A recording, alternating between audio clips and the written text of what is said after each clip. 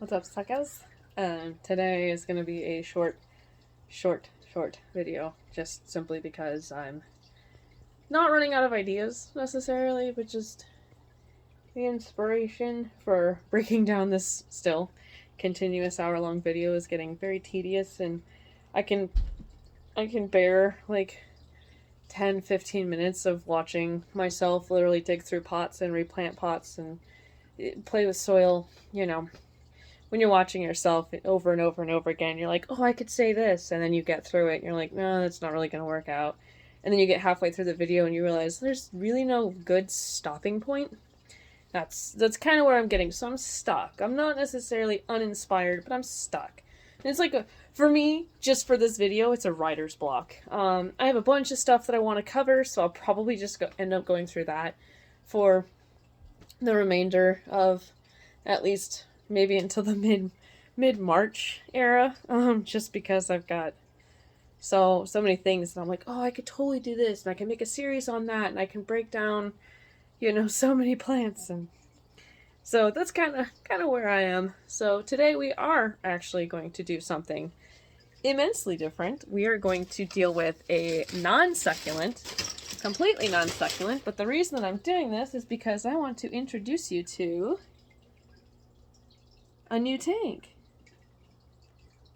So this is my current peacock day gecko, and he's not called a day gecko. We actually call his name is Day, and the reason we call him that is because he only seems to really want to be out during the day, and he'll show himself, and he'll completely center himself if he knows that something's going on. Very curious.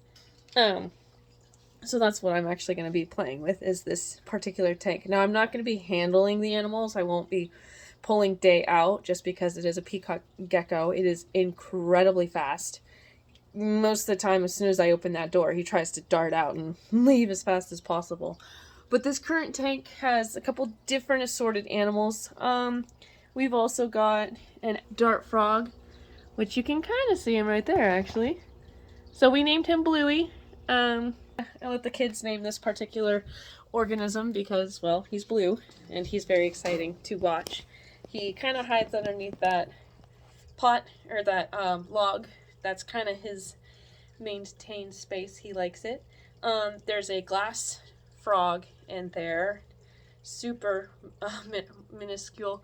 He's very cute when he wants to be seen. I named him Dexter because he's got little yellow rings. He looks like he's got wearing glasses. And then I've got a couple basic reed frogs, so I named them Speckle and Spot because their bellies are all speckled. And then I have another frog that's in there that's actually currently up in the corner. So pretty sure, yeah, hi Day. So I'm pretty sure once we get to this, they'll all try to show themselves. Hi, buddy. So that's kind of what we're gonna do. So the plant, now that we're getting to the plant stuff, the plant I'm going to be dealing with is called a Dahlia tree, or a giant dahlia. Their growth pattern is very similar to bamboo, and they can be propagated as long as they have a single node. So the current one, as long as I don't lose Day. Can you get off the door, please? So the one that I'm specifically going to be pulling out has officially sprouted some offspring, so I'm just going to trade that out for one of these guys. The soil that they're in is constantly wet, and it's actually a reptile soil. It's not a normal succulent soil, so I actually didn't have to truly add anything special. The only thing that it's really doing, for the reason that I would be removing it, is those sprouts are going off really fast, and I don't necessarily want it to try to take over the tank. B, it's got a UVB light on it, which kind of enacts or enables the same growth pattern that it would receive if it was sitting in the sun. And C, since the soil is incredibly moist, and it's also receiving the nitrogens from their poop, their urea, the whole animal organism, you were so interested in me talking, that my more main concern would be that the roots are going to outgrow the plant rather than just be like a normal plant that you would find in kind of a reptile cage. So we're going to try to get Day off the door here, and then we'll do a little slipperoony. The current dahlias that I have in this pot that we're sitting outside is actually a cactus succulent soil, just simply because I was kind of running an experiment to see, and so this actually does go to show that it's getting better nutrients from this reptile soil than it would from the normal succulent soil, which also has added nutrients. So that's kind of what I'm gonna be doing. Day is so interested. So let's see if we can't get, yeah, you're lemming the door. So first we're gonna snag some water here. I'm gonna pour it along the side to try to get him to go to another place. These guys are similar to a Knowles. Okay. See, this is the part where I really wish I had my tripod, because I could totally stand up my phone and you guys could watch this, because he's quite interested in what I'm doing. Where did he go? See, now I can't even find him with my phone. There he is. So he's totally interested in what I'm doing, trying to figure out. So he's using his little eyeball right here. He's totally fixated. Totally fixated. Hi. Hi there. He can see my face. That's the even funnier part. Oh, my bad. I'm actually gonna try to angle you guys towards the door. So yeah, you can see him up there through the water splashes, and my phone's gonna do that weird thing again. So let's angle this. So yeah, you can actually see him right here.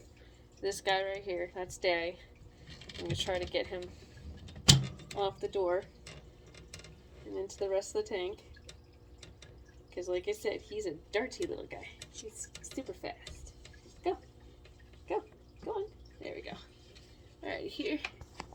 Now we're gonna, let's see if Bluey's sticking out. There we go. There's Bluey. And then, and that's Day. And above Day, actually, right here, I'm gonna kind of chase him out, is my other reed frog. He's getting kind of mad that I'm poking him. Alright. This guy, so I've got two of them in here. This one's got a tiny sprout right here. This is the one I'm going to be trading out for a blank canvas. And we're going to, the goal of doing this for this reason, let's see if we can see any other frogs. The only reason that we would specifically remove this is to replace it with another one. And what I want to do is kind of create a forever. Oh, and this is a live plant, and it's actually putting off leaves. Quite happy with that. All right, Day, sir. Any more froggies in here that we can show on camera? Can you pose for us? Nope, quite shy. Yeah, there you go. You can kind of see the little foot, little speckle right there. That's a frog. There's the other frogs like to burrow or lay low on things, so that's what I was hoping that I could at least kind of introduce my tank, but. Yep, so this is a live plant, this is a live plant. They're receiving light from this UVB here. This one's fake, but the day gecko really likes how big this leaf is, so that's why I've just been keeping it in there. Leftover food. I also want to make sure that when I go to remove this, oh yeah, there's another one. There's a little sprout right there. Right there. So you can actually see it coming up from the soil.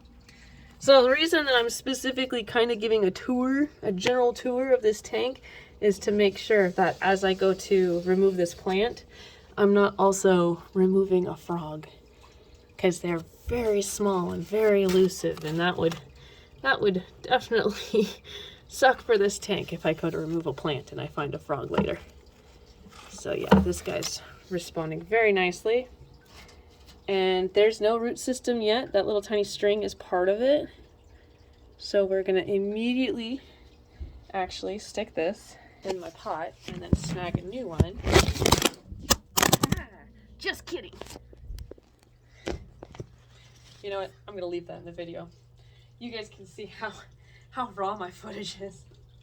And I feel like I want to put the thicker of the two in there.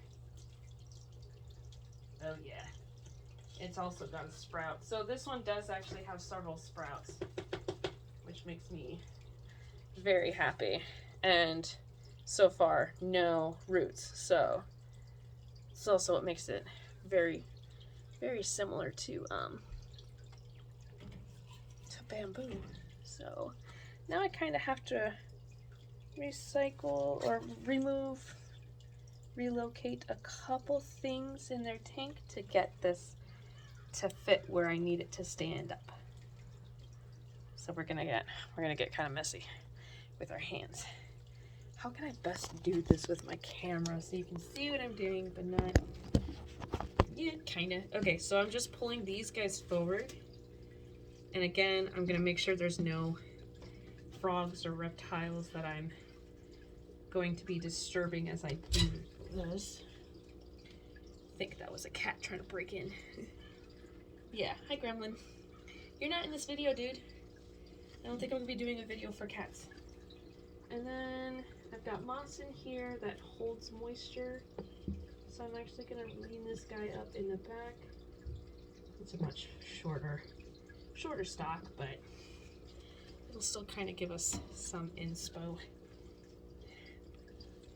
Try to kind of put this back a little bit, because I know some of these frogs really like the moisture of their log, and I don't want to be moving too much around just in case.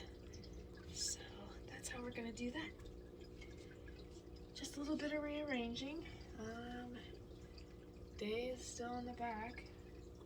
Frog's still up top. And so good. So we put this shorter stalk still underneath here. I'm gonna leave this guy leaning up.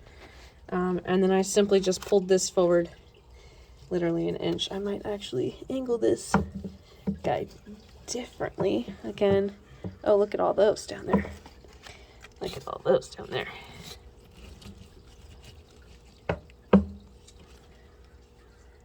Yeah, wow, that's super happy. And that's a rock, so I definitely can move some of this stuff around. And that's the root system for this guy, so I don't want to disturb too much. I want to keep it buried. They can sit next to each other because they're two different plants. This one doesn't have a root system, so I'm not quite worried about it losing anything. This guy's taking off nicely. Yep, I think Bluey's the only one that's down here. And he hides deep. He hides way deep. Hi there. What you doing? Kind of spooked by the... Yeah, eventually I'll see these. I'll find these other guys, but I mean, and I just simply tacked it back in the original hole. I did see another stalk coming up. I think that was attached to the big guy. And yeah, that's what we're gonna do. And we're just gonna kind of cultivate this guy, get him nice and big, try to regrow these guys, and then create basically never-ending giant dahlia, which would be awesome. They put off really pretty flowers, so I'm actually really excited to see it, which is why I'm kind of pulling it now, because I don't want it to, again, overgrow my tank. So we'll see. One of my I am a frog, and his face is literally right here. That's his mouth, that's his eye. He's currently got his eye closed, but he's all right up front. So, yep, we'll let that grow underneath the UVB light. We'll not disturb Day for, there we go, he's kind of moving around now.